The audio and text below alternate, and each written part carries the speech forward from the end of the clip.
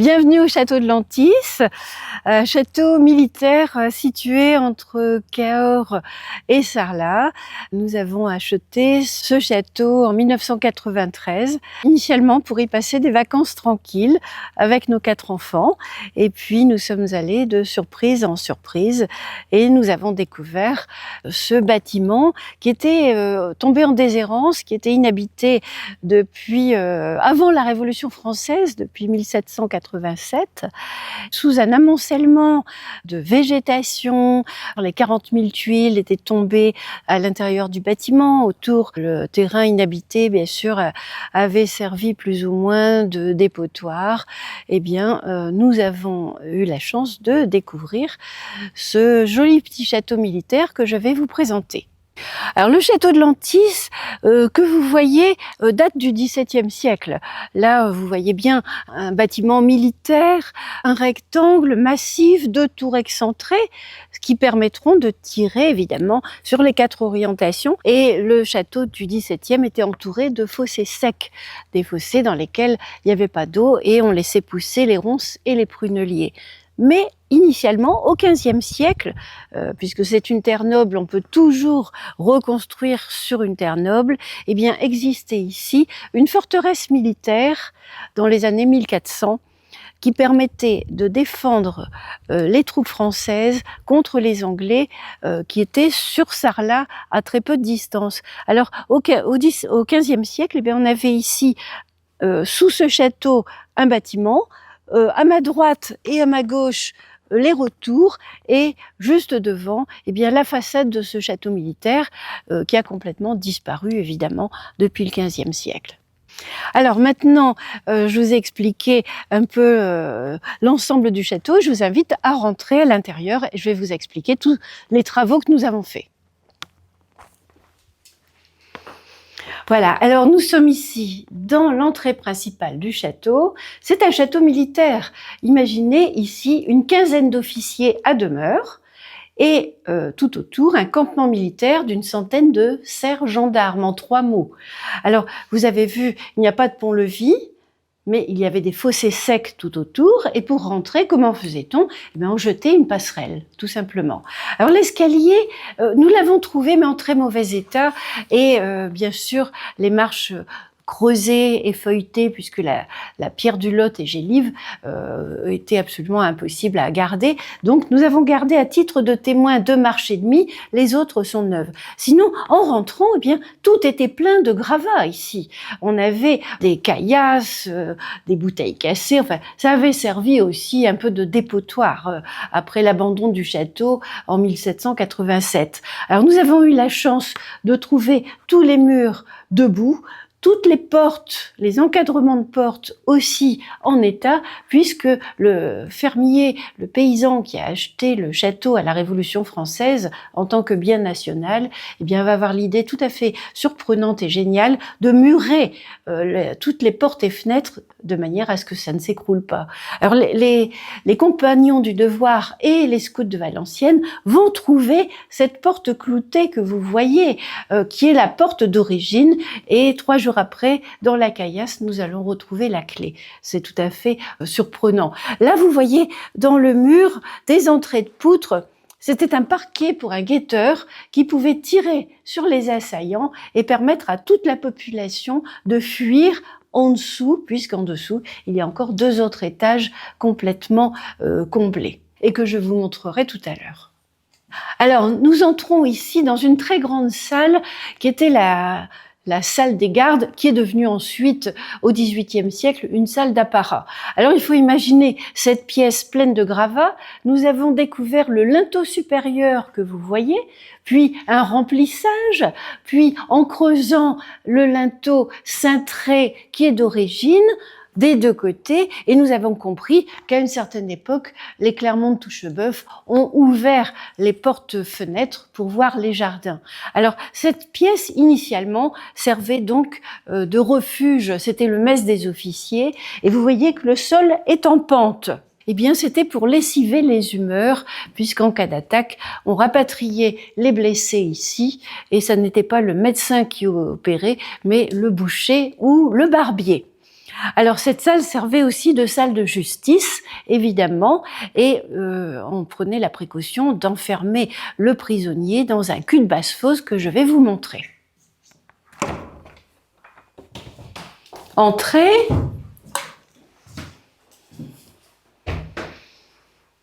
Alors, le cul de basse-fosse qui se trouve dans une des deux tours excentrées, évidemment muni de bouches à feu qui sont décalées. Et vous voyez que c'est un château à tir croisé. Alors, une trappe au sol, ici 4 marches. On amène le prisonnier là où je suis, on lève la trappe et on le pousse, on le précipite évidemment. Et dans cette trappe, nous avons trouvé dans ce cul de basse-fosse une pièce de monnaie à l'effigie de Gaston Ier, roi de France, en 1624. Gaston, frère du roi Louis XIII, avait tenté un coup d'État pour s'emparer du pouvoir et c'est ce qui a créé la disgrâce pour la famille qui était dans ce château, la famille des Clermont de Touchebeuf. Voilà, alors je vais vous montrer quelques photographies de la restauration du château. Nous avons acheté une ruine déjà bien avancée en 1993 avec l'aide de nombreux bénévoles de toute la famille, de personnes venant de tous les continents. Eh bien, nous avons dégagé ce bâtiment, alors qui était enfoui jusque-là, voyez-vous. Donc, ce que l'on voyait, c'était vaguement une tour, vaguement un corps de logis, les 40 000 tuiles étant tombées à l'intérieur du bâtiment, ça faisait un remplissage total, et des arbres magnifiques qui émergeaient de l'ensemble, et le tout couvert de végétation.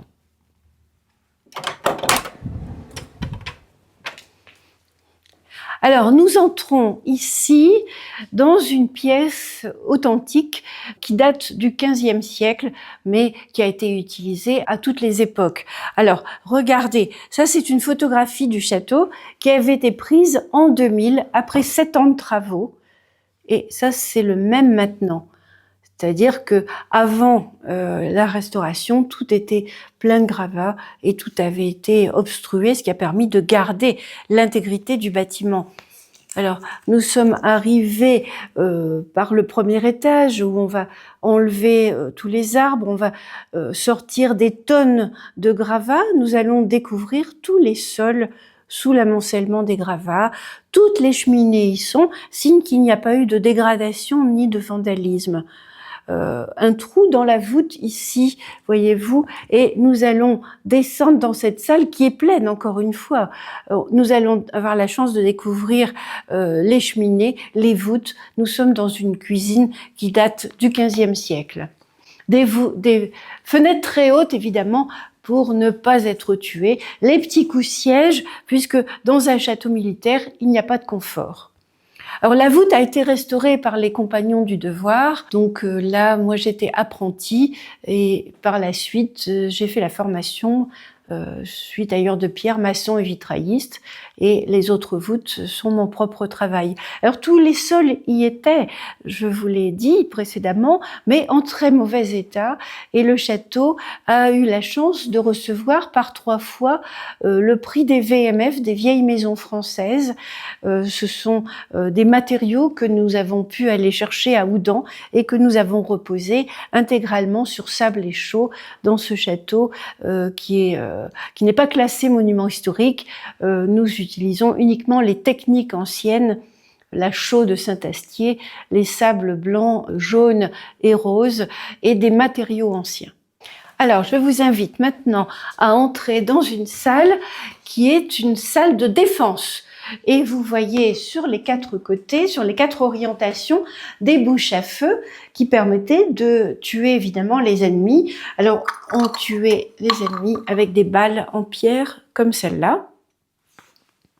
Et les ouvertures étaient fermées par des bouchons de coulevrine que nous avons retrouvés en place. C'est un château qui est encore dans son jus. Alors voilà, le bouchon de Coulevrine était là puisque la vitre n'apparaît que plus tard sous Louis XIV. Et toujours les voûtes en casemate, c'est l'architecture militaire qui avait été ramenée par les croisés lorsqu'ils étaient partis à Jérusalem et avaient vu que les musulmans avaient cette technique tout à fait particulière de bâti. Je vous emmène maintenant dans les salles basses, c'est-à-dire les salles qui datent du XVe siècle. Suivez-moi. La lumière va s'allumer, descendez avec précaution, et ce sont les marches anciennes qui sont restées tellement enfouies qu'elles n'ont pas gelé et n'ont pas été abîmées. Alors vous découvrez de part et d'autre des salles en bon état, des voûtes parfaitement en état. Nous sommes ici dans le XVe siècle. Tout est rempli, évidemment. Le sol est encore compacté. Là, il faut creuser et on devrait trouver à 1,50 m ou 2 m en dessous soit une trappe, soit un escalier qui descend dans les caves, puisque ces salles, c'était des salles pour l'entraînement des militaires, des salles d'armes. On sait qu'ensuite, sous les caves, on devrait trouver des cryptes où sont enterrés les seigneurs de Lentis. Alors une autre salle, ici, où nous continuons à creuser, vous voyez, ce sont des débris, des pierres qui sortent des champs, de la caillasse, des tuiles, des ardoises, des lauses, des bouteilles cassées, des bêtes mortes, enfin voilà, c'est ce que nous avons creusé depuis 32 ans. Alors maintenant, je vous propose de monter dans les étages et de découvrir ce que l'on appelait les chambres avec un grand C. Alors, je vous invite donc au premier étage et en haut de cet escalier important qui était destiné à l'aristocratie et aux officiers, les blasons. Là, vous avez à gauche le blason du XVe siècle, des Durfort de Boissière, qui porte d'azur en 3 chefs étoilés d'or, à la levrette, à la corneille, c'est la chasse à courre, et la brisure, c'est la bâtardise. Et à votre droite, le blason des Gatignolles, des 2 Gatignolles, qui portent 2 gueules, couleur de l'Occitanie, à la face d'argent herminé, puisque l'hermine représente la magistrature. Donc c'est moi qui fais les vitraux.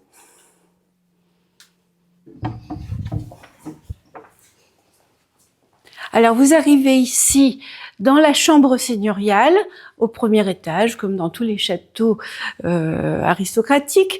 Chambre seigneuriale remarquable par ce dallage en escarboucle. 8 branches qui délimitent 8 angles différents. L'escarboucle est un symbole d'alchimie. Donc dans ce château militaire, on pratiquait l'occultisme. Il faut savoir que Henri IV était marié avec la reine Marie de Médicis, spécialiste dans tout ce qui était occulte. Alors nous sommes arrivés évidemment par le haut des murs, tout est plein ici de gravats et de végétation, et nous allons découvrir la cheminée. Toutes les cheminées y sont dans le château, rien n'a été dégradé, et ce sol qui a été restauré, mais en gardant stricto sensu exactement la même dimension. Alors, regardez, je vous montre un petit peu l'arrivée. Donc nous sommes arrivés par l'angle au-dessus de ce lit et nous allons passer presque 1 an à sortir des gravats qui étaient complètement tassés, et nous avons la chance de découvrir ce dallage qui était in situ. Vous voyez ces photographies qui évoquent la restauration progressive de ce dallage en escarboucle qui a été bien sûr faite par les compagnons du devoir qui ont travaillé ici pendant de très nombreuses années. Toute la charpente a été restaurée avec tenons et mortaises en chêne. Toutes les poutres sont en chêne et tous les parquets en châtaignier. Alors, dans cette chambre seigneuriale, eh bien, on pratique l'alchimie.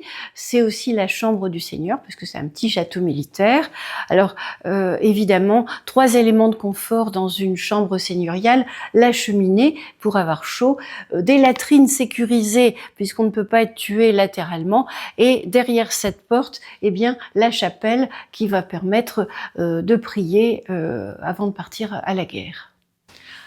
Alors évidemment, jouxtant la chambre seigneuriale, la chapelle, qui n'était pas pleine de gravats, mais les paysans avaient pris la précaution de remplir cette salle avec du foin et de la paille, ce qui va servir d'éponge, et nous aurons la chance de découvrir des peintures, une polychromie.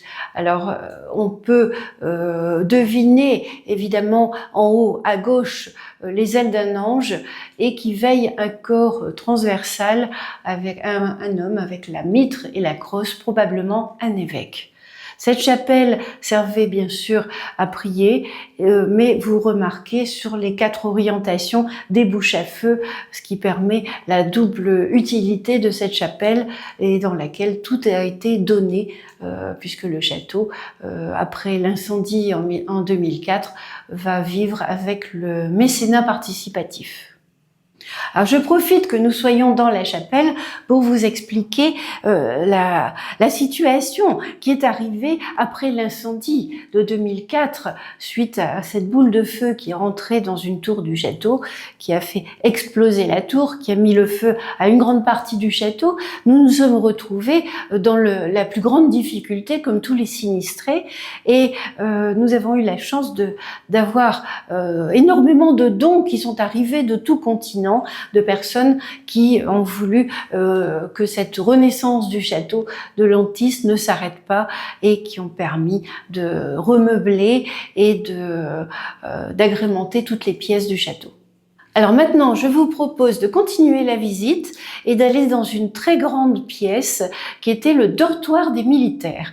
Allons-y. Donc nous arrivons ici dans une très grande chambre avec un grand C, qui était non pas une salle avec un grand lit, comme vous le voyez maintenant, mais ici c'était le dortoir pour les militaires. Donc imaginez 15 paillasses et les hommes qui reviennent du combat et qui dorment sur place.